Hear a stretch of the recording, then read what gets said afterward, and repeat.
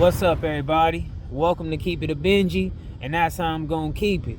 We got ADAM22 telling Munchie B the honest truth. Chicks the other day that I was kind of thinking would be cool to bring on for some content, but they're more like thugged out gangster type chicks, you know? What city they from? You don't know? I think one of them from Long Beach, I think, actually. Okay. I don't know about the other one, but yeah. You know, but to me, like, a girl is not going to survive or be worth shit on this podcast unless they know about some street shit, right? Well, because that's primarily what we talk about here. We're not exactly talking about the New York Times bestseller list.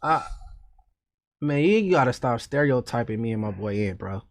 See, that's racist, bro. I think that I am stereotyping you the appropriate amount. That's very racist, bro. Why is that racist? Let's I could talk politics, I could talk sports, I could talk religion, I could talk relationships. You know what I'm saying?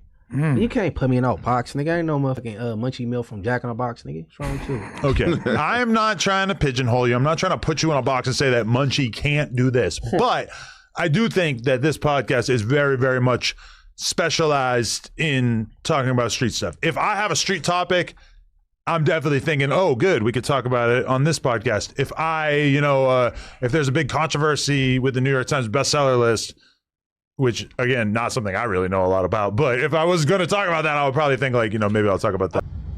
Adam, he pretty much said that the platform is centered around a lot of street stuff. I mean, for him to continue to succeed in his platform, he had to identify with that, in his analytics, so he could keep targeting to his audience. It is what it is. It seemed like Munchie B was kind of upset about it, but hey, when we put ourselves out there as a certain type of person, that's who people gonna gravitate to. If we present ourselves out here like we out here trying to open some type of animal shelter or something like that, somebody gonna bring things pertaining to animals to our attention.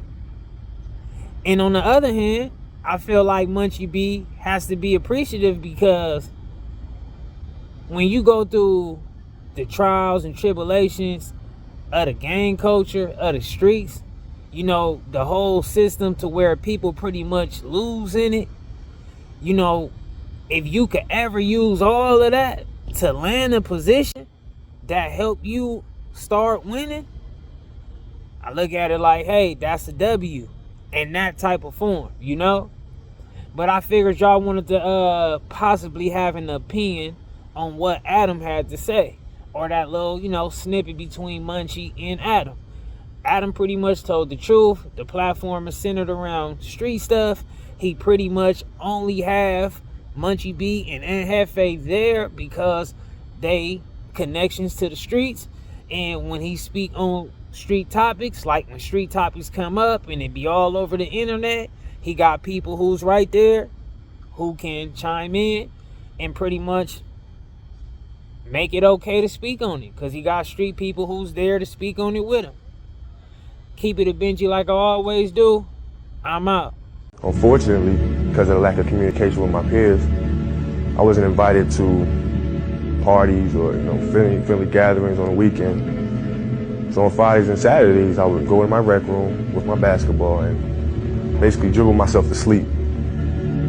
And I think that was the best thing that could have ever happened to me, because during those lonely hours in the rec room, I discovered the hunger, the motivation, and the desire to be the best possible basketball player that I could be.